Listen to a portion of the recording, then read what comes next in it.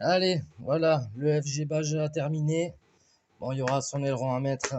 Bon, ça, il faudra que je nettoie la carreau aussi, elle est là-bas. Euh, voilà, donc là, c'est fini. Pour l'instant, on va faire Stacula.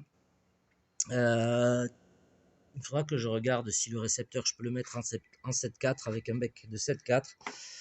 Voilà, tout est propre, tout il est nickel. Je pense que voilà. Donc, c'est impeccable. Forcément, je l'ai un peu testé. Il y a un petit peu d'herbe qui reste d'hier. Et non, j'ai pas été dans l'herbe, mais enfin, si j'ai mordu un peu. Voilà. Donc, tout est fait, tout il est nettoyé. Là, il me reste plus que le filtre à faire ici. Euh, je vais vous montrer vite fait.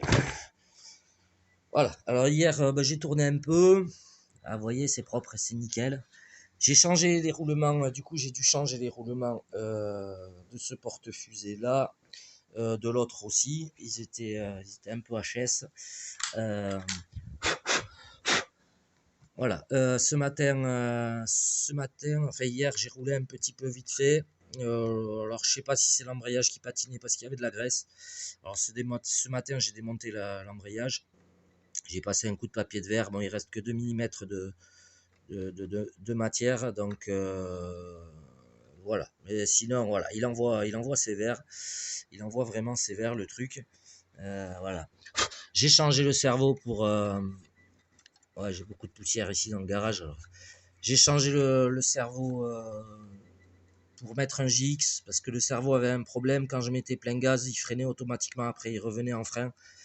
Il avait un retour d'un bon quart. Donc voilà, j'ai changé, j'ai mis un JX.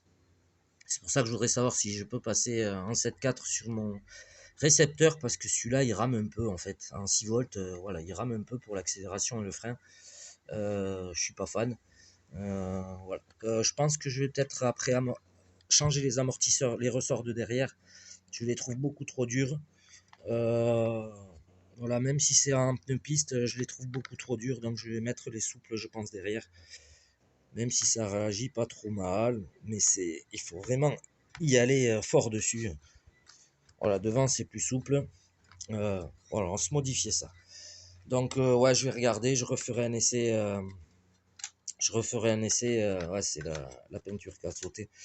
Là, je peux pas faire de bruit, mais voilà, on se refera un petit essai. La carrosserie, il faudra que j'ai enlevé toute la résine qu'ils avaient mis à l'intérieur. La résine sur le plastique, si le plastique il est pas bien truc, le plastique lisse, ça colle pas les gars. Voilà, et là c'est parti en feuille, j'ai tout enlevé pratiquement d'un coup. Ça a pu s'accrocher sur les vis parce que la carreau est en deux parties, donc fixée par le centre. La carreau d'origine. Donc voilà. Mais voilà, il faudra que j'enlève la peinture et je me referai une peinture à mon moi dessus. Là, je suis parti sur une autre idée qui a l'air pas trop mal. Vous verrez ça si ça marche. Euh, voilà. Les freins. Les gars, en fait, le frein ici, ben là, du coup, j'ai récupéré une plaquette de Baja parce que le frein était HS. Sachez que vous avez on va essayer de faire le point. Voilà. Vous avez ici une plaque métallique. Ça, c'est justement de la plaquette de frein.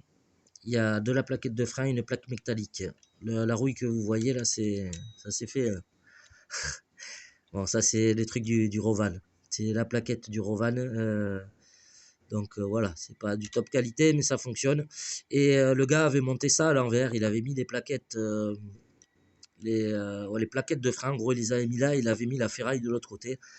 D'ailleurs, on peut peut-être voir les marques d'usure, voilà, parce que ça freinait en fait sur la ferraille. Donc forcément, ça pouvait pas marcher comme ça. Moi, quant à moi, j'ai refait les réglages ici. Voilà, j'ai modifié ça, la tringlerie. J'ai gardé la tringlerie que je l'ai reçu à neuf. Donc voilà, je l'ai bien passé au papier. Et du coup, comme ça, il restera de la tringlerie neuve encore. Euh, En tout cas, le machin envoie, et il envoie bien même. Voilà, j'avais le jardinier qui était là. Je peux vous dire que il me dit putain, ça marche le bordel. Après, il faudra que je vois sur un grand espace, mais ici déjà c'est chaud à piloter, voilà, parce qu'il a tellement de gaz qu'il qu'il est vraiment assez chaud à piloter. Mais en tout cas, lui, il est fini. On verra cette petite chose. Ah oui, dans la boîte de réception, du coup, j'ai refait une mousse neuve avec l'empreinte du récepteur pour qu'il soit bien calé comme il faut. Et j'ai remis une petite mousse par-dessus. On laisse juste dépasser le petit fil d'antenne ici. Voilà, sur le thermique que j'aime autant avec les parasites. Donc, qui sortent un petit peu. Voilà, j'ai mis la mousse dessus avec, j'ai fait une empreinte dedans dans la mousse pour le récepteur.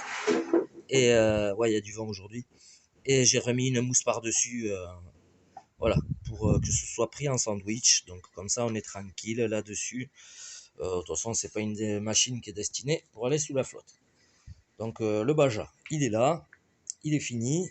Euh, et il me tarde de pouvoir aller le tester, le rouler.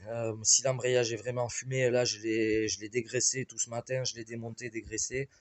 Bah, il reste que 2 mm de matière sur les tampons d'embrayage, donc enfin, vous me comprendrez, moi j'appelle ça comme ça, mais voilà, sur les pièces, sur l'embrayage qui est à l'intérieur, il reste vraiment ouais, il y a 2 mm de trucs, alors je pense qu'il ne doit pas arriver à ouvrir assez. Après, c'était un peu gras dedans, alors peut-être que ça patinait à cause du gras.